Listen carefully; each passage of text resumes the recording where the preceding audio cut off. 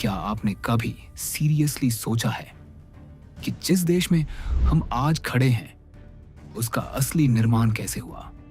कैसे एक जमीन का टुकड़ा दुनिया की सबसे पुरानी सभ्यताओं में से एक बना? कैसे ये देश राजवों, साम्राज्यों, युद्धों, इन्वेजन्स और हजारों सालों के संघर्ष के बाद आज भारत बना? और सबसे बड़ी बात, भारत सिर्फ एक कंट्री नहीं है, ये एक ऐसी कहानी है जिसमें डेवलपमेंट भी है, विनाश भी है, ज्ञान भी है और त्याग भी। आज की वीडियो में हम इस पूरी जर्नी को समझेंगे। सबसे पहले उस भारत को जो सिविलाइजेशन के रूप में उभरा, फिर उस भारत को जो साम्राज्यों में बनता और जोड़ता गया, और फिर उस भारत को जो गुलामी से निकालकर आजादी तक पहुंचा।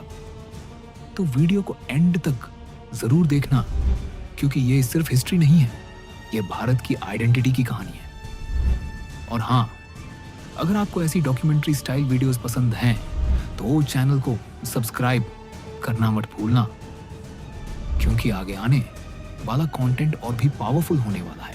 चलिए शुरू करते हैं। भारत की कहानी शुरू होती है हजारों साल पहले, जब दुनिया के कई हिस्सों में अभी सभ्यता का डेवलपमेंट भी प्रॉपरली शुरू नहीं हुआ था।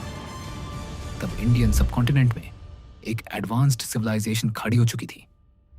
इसका नाम था सिंधु घाटी सभ्यता, हड़प्पा, मोहेंजोदारो। ये सिर्फ नाम नहीं है, ये प्रूफ है कि भारत की जड़ों में ही प्लानिंग, साइंस और अर्बन डेवलपमेंट मौजूद था। सोचिए जरा, जब दुनिया के कई नगरों में बेसिक स्ट्रक्चर भी प्रॉपरली नहीं था, तब यहां सीधी सड़कें थी, ब्रिक्स से बने घर थे और ड्रेनेज सिस्टम इतना एडवांस था कि आज भी उसकी एग्जांपल्स दी जाती हैं। यह कोई छोटी बात नहीं थी। यह सब बताता है कि भारत की सभ्यता रैंडम नहीं बनी, यह सोच समझ कर बनी, मेहनत से बनी और ज्ञान से बनी। लेकिन सबसे बड़ा सवाल यह है, इतनी पावरफुल सिविलाइजेशन अचानक गैप कैसे हो गई? कोई एक फाइनल आंसर किसी के पास नहीं है। कुछ लोग कहते हैं नदियों का रुख बदला, कुछ कहते हैं क्लाइमेट चेंज हुआ, कुछ कहते हैं अर्थव्यवस्था और ट्रेड रूट्स टूट गए। सच जो भी हो, इतना जरूर है कि ये सभ्यता गायब होकर भी हिस्ट्री में अपना निशान छोड़ गई, और यहीं से भारत की पहली पहचान बनी। एक ऐसी जमीन जहन सिविलाइजेशन सिर्फ जीती नहीं, सोचती भी थी। सिंधु सभ्यता के बाद भारत का अगला दौर आता है वैदिक काल। यह वो समय था जब सोच का रूप बदल रहा था, समझ का स्ट्रक्चर बन रहा था और धार्मिक और दार्शनिक विचार जामीन ले रहे थे। इसी दौर में वेद लिखे गए, ऋग्वेदा, यजुर्वेदा, सामवेदा, अथर्वा वेदा। यह सिर्फ ग्रंथ नहीं थे, यह एक पूरी सिविलाइजेशन की इंटेलेक्चुअल बैकबोन थे। यहीं से रिचुअल्स आए, यहीं से सामाजिक व्यवस्था बनी, और यहीं से भारतीय कल्चर का एक नया फेज शुरू हुआ। लेकिन हर ग्रेट सिस्टम के साथ एक चैलेंज भी आता है। समाज में वरना व्यवस्था का डेवलपमेंट हुआ, जो शुरू में शायद काम के आधार पर था, लेकिन टाइम के साथ वही सिस्टम रिजिडिटी में बदल गया। और ये भारत की सबसे बड़ी हिस्टोरिकल वीकनेस में से एक बन गया। यही भारत की हिस्ट्री का पैटर्न है। जो चीज कभी स्ट्रेंथ होती है वो ही कभी वीकनेस बन जाती है, और यही इस देश को अलग बनाता है। ये सिंपल हिस्ट्री नहीं है, ये एवोल्यूशन है। समय आगे बढ़ा और भारत छोटे छोटे राज्यों में बंट गया। इन राज्यों को कहा गया महाजनपद। काशी, कोसल, मगध, अवंती, वज्जी, हर एक अपनी अलग पहचान के साथ खड़ा था। अपनी सेना, अपनी राजधानी, अपना पॉलिटिक्स और अपनी पावर। लेकिन यहीं से एक और इंपॉर्टेंट सवाल उठता है, क्या इतने सारे किंगडम्स के बीच भारत कभी एक हो पाएगा? इसी सवाल का जवाब देने के लिए हिस्ट्री में आते हैं चंद्रगुप्त मौर्य। ये वह नाम है जिसके साथ भारत के पॉलिटिकल यूनिफिकेशन की पहली मजबूत कोशिश जुड़ी हुई है। और उनके पीछे थी चाणक्य। चाणक्य सिर्फ एक गुरु नहीं थे, वो एक स्ट्रेटजिस्ट थे, एक फिलोसोफर थे और एक ऐसे माइंड थे जो पावर को सिर्फ शक्ति नहीं, डिसिप्लिन और प्लानिंग का रिजल्ट मानता था। उन्होंने एक ऐसा ब्लूप्रिंट दिया जो आज भी पॉलिटिकल साइंस में डिस्कस किया जाता है। और फिर आया मौर्य साम्राज्य, भारत का पहला बड़ा यूनाइटेड एम्पायर, जिसमें एडमिनिस्ट्रेशन, टैक्सेशन, आर्मी, लॉ सब कुछ ऑर्गेनाइज्ड हो रहा था।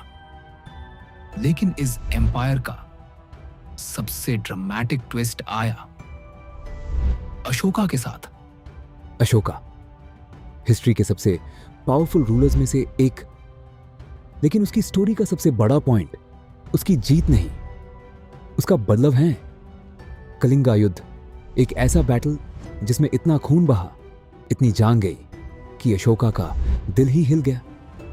सोचिए, एक एम्परर जो जीत के पीक पर था, वो खुद अपनी विक्ट्री से टूट गया। यही मोमेंट था जब उसने समझा कि पावर का असली मतलब सिर्फ जीतना नहीं होता, बल्कि पीस को चूज करना भी होता है। और फिर अशोका बदल गया। उसने धम्मा का रास्ता चुना, इंसानियत, दया और मॉरल गवर्नेंस का रास्ता। यह भारत की हिस्ट्री का एक बहुत ही इमोशनल टर्निंग पॉइंट था। एक तरफ युद्ध, दूसरी तरफ शांति, एक तरफ तलवार, दूसरी तरफ धर्म। और यहीं से भारत की सिविलाइजेशन ने एक और लेयर गेन की। सिर्फ स्ट्रांग नहीं, सिर्फ ऑर्गेनाइज्ड नहीं, बल्कि फिलोसॉफिकल। मौर्य एम्पायर के बाद भारत ने और फेज देखे, और फिर आया गुप्ता काल। इस पीरियड को अक्सर भारत का गोल्डन एज कहा जाता है, क्योंकि इस वक्त science, mathematics, literature, astronomy, art और फिलॉसफी में काफी प्रोग्रेस हुई। आर्यभट्टा जैसा स्कॉलर, जीरो और एस्ट्रोनॉमी जैसे कॉन्सेप्ट्स को आगे ले गया। कालिदास जैसे कवियों ने लिटरेचर को नए स्टार पर पहुंचा दिया। यह वो समय था जब भारत सिर्फ राजनीति में नहीं, बुद्धि में भी आगे बढ़ रहा था। लेकिन हिस्ट्री कभी सीधी लाइन में नहीं चलती, राइज के बाद डिक्लाइन आता है। और भारत में भी वही हुआ। अलग अलग राज्य उठे, अलग अलग पावर्स बनी, और एक स्ट्रॉन्ग सेंट्रल यूनिटी फिर से कमजोर पड़ने लगी। और इसी वीकनिंग ने फ्यूचर में भारत को वल्नरेबल बना दिया। अब भारत की हिस्ट्री एक नए और इंटेंस फेज में एंटर करती है। एक्सटर्नल इन्वेजन्स बढ़ने लगे, नई सियासत आए, नए शासक आए, और भारत के पॉलिटिकल मैप पर बड़े चेंजेस होने लगे। दिल्ली सुल्तानेट का दौर आया, और उसके बाद मुगल एम्पायर। यह पीरियड कॉम्प्लेक्स था, सिर्फ ब्लैक एंड व्हाइट में इसे समझा नहीं जा सकता। इस दौर में एक तरफ आर्किटेक्चर, एडमिनिस्ट्रेशन और कल्चरल ब्लेंडिंग हुई, और दूसरी तरफ वॉर्स, पावर स्ट्रगल्स और वायलेंस भी हुआ। बाबर से शुरुआत, और फिर अकबर, जहांगीर, शाहजहां, औरंगजेब। हर रूलर के साथ भारत का एक नया चैप्टर लिखा गया। अकबर को अक्सर एक ऐसे रूलर के रूप में याद किया जाता है जिन्होंने डाइवर्सिटी को समझने की कोशिश की। लेकिन मुगल पीरियड का रियलिटी काफी लेयर्ड था। इस दौर ने ताजमहल जैसी कला दी, फोर्ट्स दिए, आर्किटेक्चर दिया, लेकिन पावर स्ट्रगल्स ने देश को बार बार तोड़ने का काम भी किया। और धीरे धीरे भारत की अपनी पॉलिटिकल मजबूती कमजोर होती गई। यही वो गप था जिसमें एक और पावर आने वाली थी, जो और भी ज्यादा डेंजरस साबित होने वाली थी। और फिर भारत में आए अंग्रेज। शुरू में वे सिर्फ ट्रेड के लिए आए थे, मसाला, कपड़ा और समुद्री व्यापार, बस यही उनका अपरेंट गोल था। लेकिन धीरे धीरे उन्होंने एक ऐसा गेम खेला जिसमें सिर्फ ट्रेड नहीं, पूरा कंट्रोल उनके हाथ में चला गया। ईस्ट इंडिया कंपनी, एक कंपनी और उसके हाथ में पूरे देश की तकदीर। यह सोची कितनी शॉकिंग है। पहले व्यापार, फिर पॉलिटिक्स, फिर आर्मी, फिर टैक्स और फिर डायरेक्ट रूल। ब्रिटिश रूल ने भारत को सिर्फ पॉलिटिकली नहीं, इकोनॉमिकली भी तोड़ दिया। इंडिजिनस इंडस्ट्रीज को नुकसान हुआ, क्राफ्ट्स मर गए, फार्मर्स पर टैक्स का प्रेशर बढ़ गया और देश के रिसोर्सेज बाहर भेजे जाने लगे। यह सिर्फ रूल नहीं था, यह सिस्टमैटिक एक्सप्लॉयटेशन था। और इसी एक्सप्लॉयटेशन के अगेंस्ट भारत में रेजिस्टेंस की आग जलने लगी। यह ईयर भारत की हिस्ट्री में एक क्रैक की तरह आता है, एक ऐसी फर्स्ट मेजर रिवोल्ट जिसमें देश ने पहली बार इतनी बड़े स्केल पर ब्रिटिश पावर को चैलेंज किया। इस रिवोल्ट को कई लोग फर्स्ट वॉर ऑफ इंडिपेंडेंस भी कहते हैं। रीजंस अलग अलग थे, सिपाहियों की तकलीफ, एनेक्सेशन पॉलिसीज, टैक्स प्रेशर और ब्रिटिश एरोगेंस। लेकिन एक चीज क्लियर थी, भारत चुप नहीं रहने वाला था। लालाकार दिया गया और उस ललकार में देश के अलग अलग हिस्सों से आवाजें उठी। यह रिवॉल्ट प्योर तरीके से सक्सेसफुल नहीं हुआ, लेकिन इसने ब्रिटिश साम्राज्य को एक मैसेज दे दिया था कि भारत के अंदर रेजिस्टेंस जिंदा है। और इस रिवोल्ट के बाद फ्रीडम स्ट्रगल का अगला लेवल शुरू हुआ।